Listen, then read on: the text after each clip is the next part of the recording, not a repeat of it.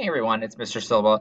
This is the recording for day 5 or lesson 4 of module 1, Markup Language and Site Development Essentials.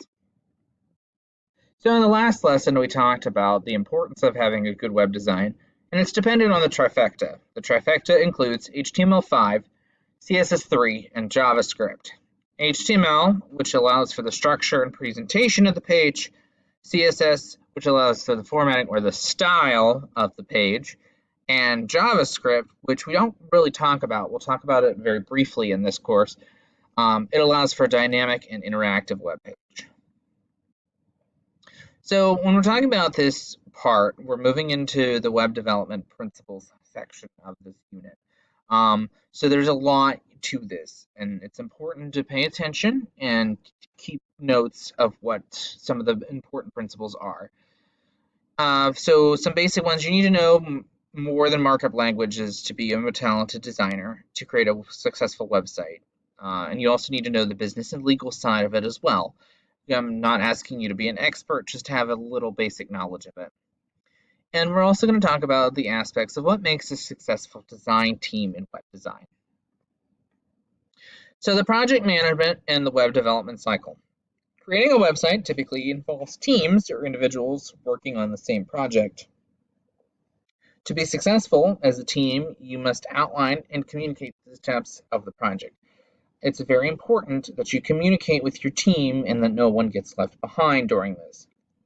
You may not be a manager of the web design, but you're still going to contribute in some way, shape, or form if you're on the team. This is the development cycle. In the development cycle, first you're going to create and document an initial plan. You need to get an idea of what's going to come first. Then after that, you get your information from your stakeholders. These would be the people that have a direct impact on the website and use it. So you need to get information from them about it. Then you will communicate the website plan with the people who are involved with the project.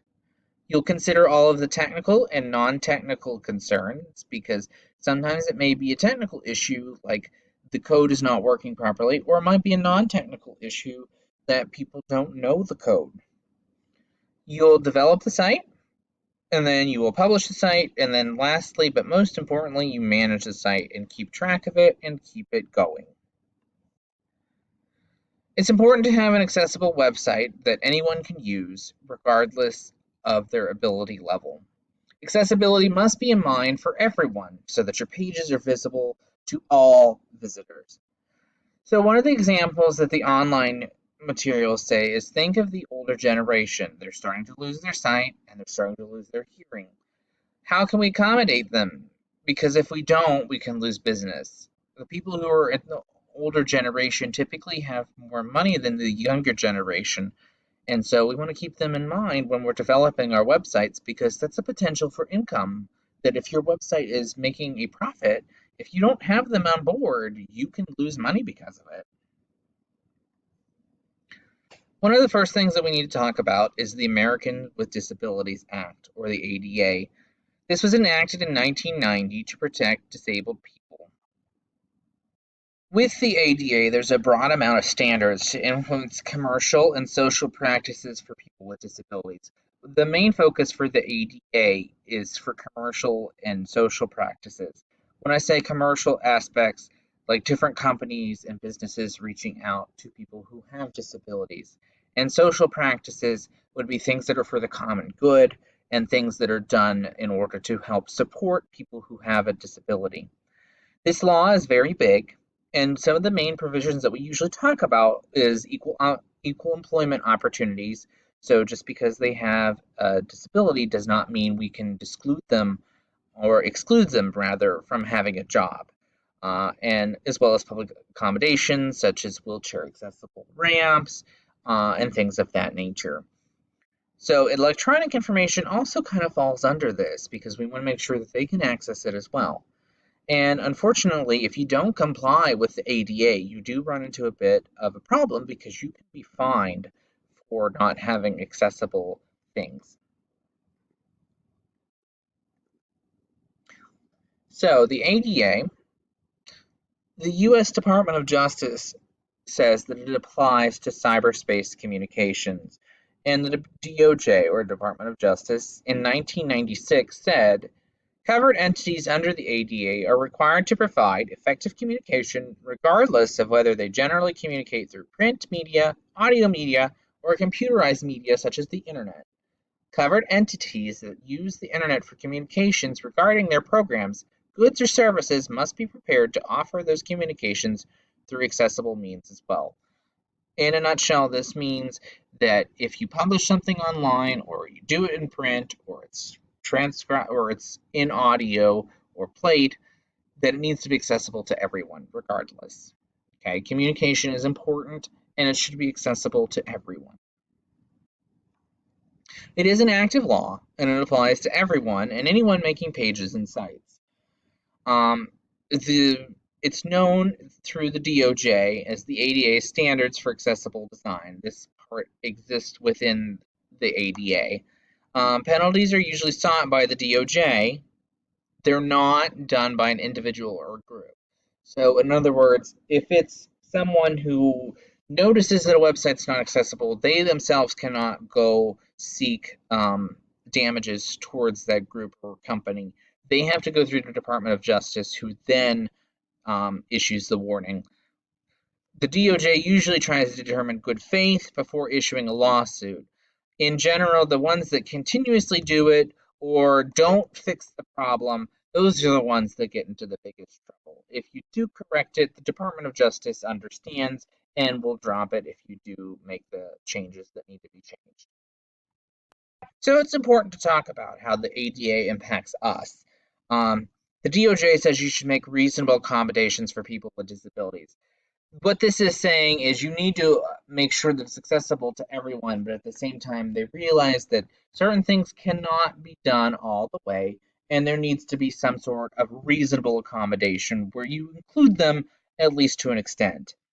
If you work for or own a company, or you work for the government, or an employment agency, or a labor union, your accommodation must be on your website because those people are going to be using those websites and they need to be able to use them properly.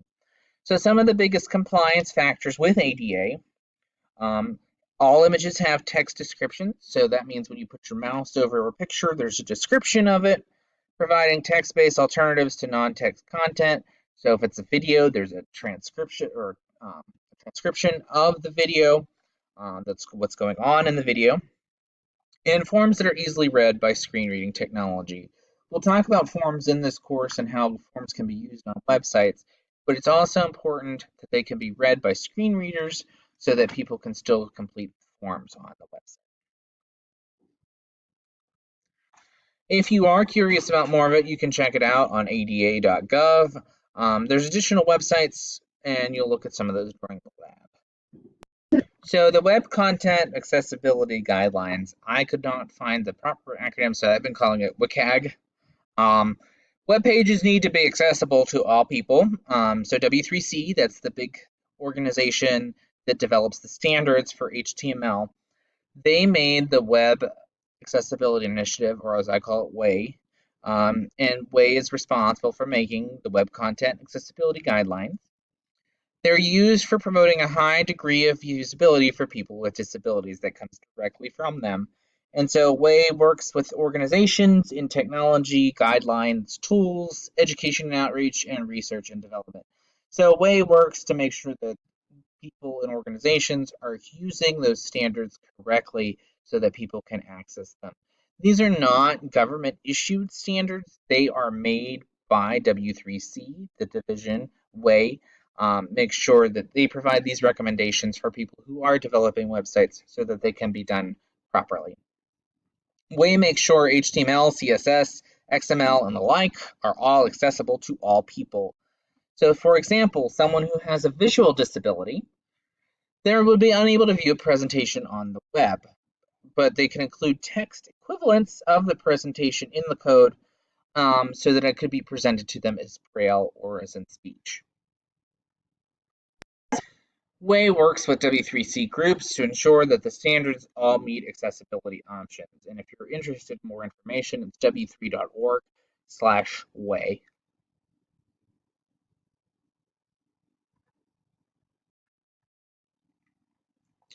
Next is Section 508 of the Rehabilitation Act. In June 21st, 2001, the government created Section 508.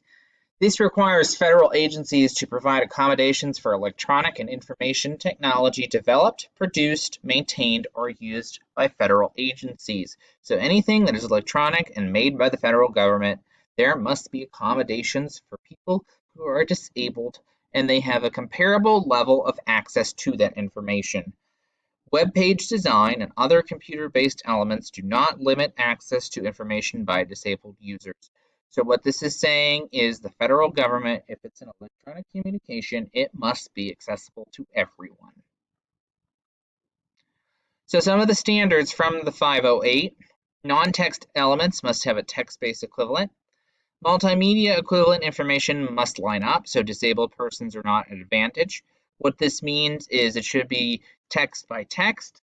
So if you have a video playing and the text going along, it should happen simultaneously so that everything pops up and so it's not delayed of any sort. Information must be equally available in color and without color. Documents must be made available without requiring an associated style sheet, so they should be able to be accessed with no additional technology. Text descriptions must be made available for all image maps. Client-side image maps should not be used, and tables should identify all rows and column headers. A lot of this we have not talked about yet, but we will.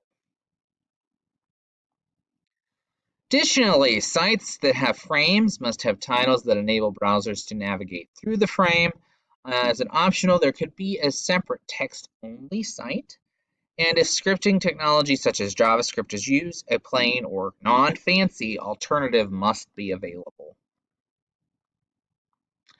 So at this time, students would complete exercise 1-3 and match up the proper terms. In addition, completing lab 1-2 and following it step by step.